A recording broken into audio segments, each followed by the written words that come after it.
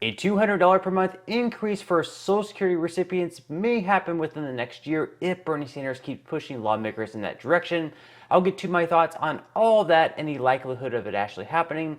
So, hello everyone, and welcome back to your daily government and financial news update. In today's video, as I just said, we will be discussing the possibility of Social Security beneficiaries receiving another boost on top of the 2023 cost of living adjustment, as much as $200 per month. Other than that, we also discuss some of the results which are still trickling in from the midterm elections. And finally, we also go over some updates in the stock market and Bitcoin.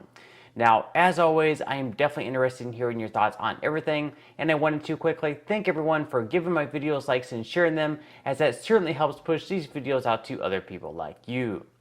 Okay, so the election results are still trickling in, as some states just don't have very good systems in place to have the results out in a timely manner. But right now, it is evident that the red wave that was supposed to happen really just did not happen.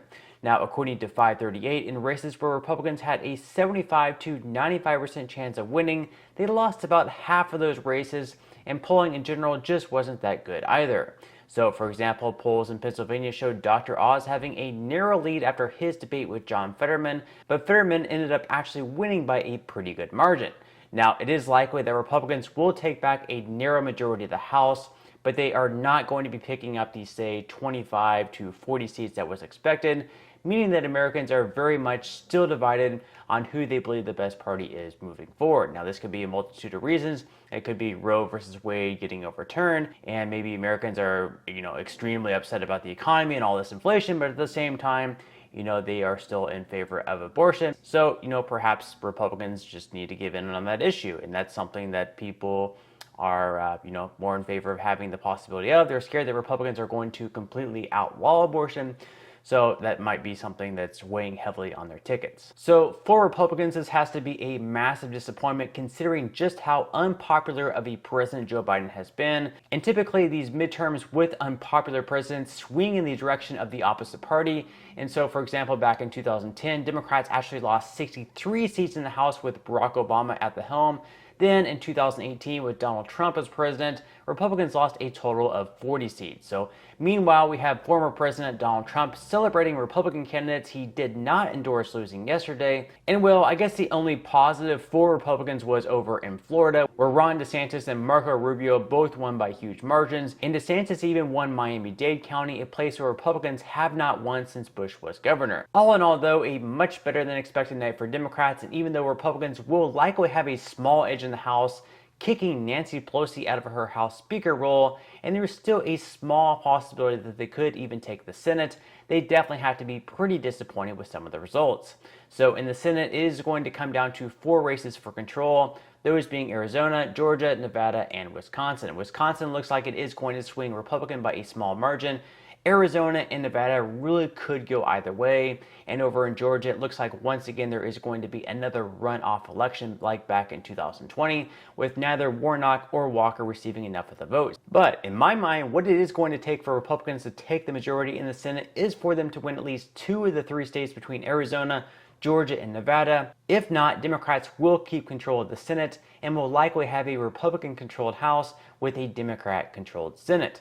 Now, this wouldn't necessarily be a terrible thing, as it would force lawmakers to once again have to work together in bipartisanship. Just imagine bipartisanship for once, rather than just having one party in complete control. So just recently, for example, we had Joe Manchin coming out in full support of working with Republicans to shore up the solvency of programs such as Social Security. This has been something that both parties have wanted to do, but obviously they've had different viewpoints on how to do so. So Republicans, for example, have suggested that we move the full retirement age up another few years from 67 up to 70, and also trimming benefits for those with higher incomes. And in contrast, Democrats have suggested that we raise taxes on Americans paying into Social Security to fund the program for a longer period of time, and then we also raise benefits for people who are receiving the benefits. So, for example, Bernie Sanders released a plan where recipients of Social Security would receive an additional $200 every single month. And for doing so, Americans earning over $250,000 per year would once again need to start paying payroll taxes. Additionally, Sanders' bill would boost the special minimum benefit up to around $1,400 per month. So what is the actual likelihood of this increase happening? Is this just another deal of all talk and no action? Well, if Democrats lose both the Senate and the House, it is unlikely that any bill created by Bernie Sanders or anyone else on the left would actually be brought to the floor for a vote. On the other hand, if Democrats retain the Senate but lose the House, for one, they would not have the 60 votes that they would need for it to pass in the Senate. And for two, even if they did have the votes, Republicans would likely never even take the bill up in the House. So we might see the bill pass in the Senate, for example, but if Republicans have control in the House, it probably wouldn't even get brought to the floor for a vote. So really the only way this bill could have possibly stood a chance for passing was for Democrats to pick up even more seats in the Senate to get them closer to 60, while also retaining the majority in the House. Although they fared much better than expected, that's just not going to happen. So what we're likely going to see here, if anything, is some type of bipartisan deal. We'll likely see both sides concede some of the things that they didn't want to happen. So for example, we may see Democrats, they may actually allow for the retirement age to be lifted from 67 to 68, for example. And Republicans may also allow for a slightly higher tax rate on payroll taxes. Again, the silver lining here is that Joe Manchin is opening the possibility of Social Security reform happening on a bipartisan basis. This is a very good thing. And with a split Congress, it is something that will absolutely need to happen.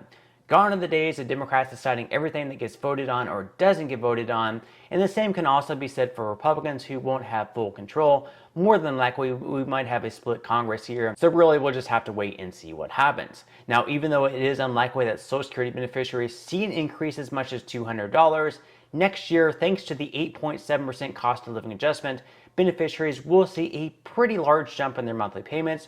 And so, for example, the average monthly benefit for retired workers will be boosted up to $1,827 for 2023.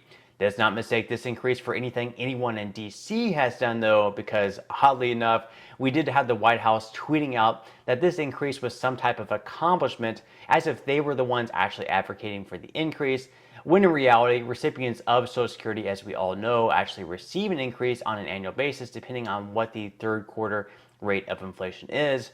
So just because inflation has been so bad, that's really the only reason that people are getting this increase.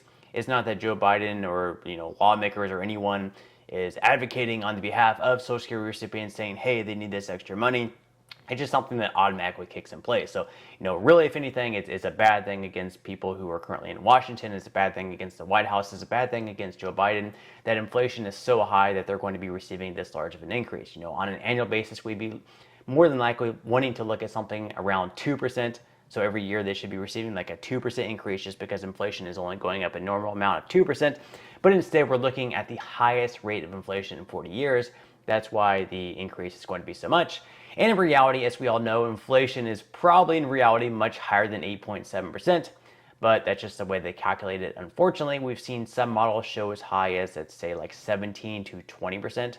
So, it should be probably even a higher increase than the 8.7, but that is going to be what it's going to be for 2023. So you should be receiving a letter in the mail at some point in December, and also on your online account, you should be able to log in and you should be able to see what your payment is going to be looking like for next year. But just real quickly, I am curious what all of you guys think.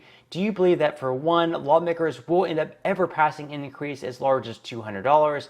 And for two, do you hope they do, even if you don't think it's all that likely? Let me know what your thoughts are in the comment section below. Now, in some money news, stocks did climb up slightly to begin the week on Monday, with the S&P 500 up by 0.56%, the Dow Jones in the green by 1.02%, and the Nasdaq also up by 0.49%. Futures so far for today are slightly down though, with Dow futures down by 0.21%, S&P 500 futures in the red by 0.19%, and Nasdaq futures are also down in the red by 0.10%. Now, a key inflation report that will play a huge impact on the stock market is coming out tomorrow, and projections currently show the CPI rising for the month of October by 0.76%, which would create an annualized inflation rate of over 9%. If this happens to be the case, likely investors would see this as bad news. Obviously inflation is still out of control if it is still going up 0.76% for the month of October, and it would also create a pathway for the Fed to continue hiking interest rates in the months to come.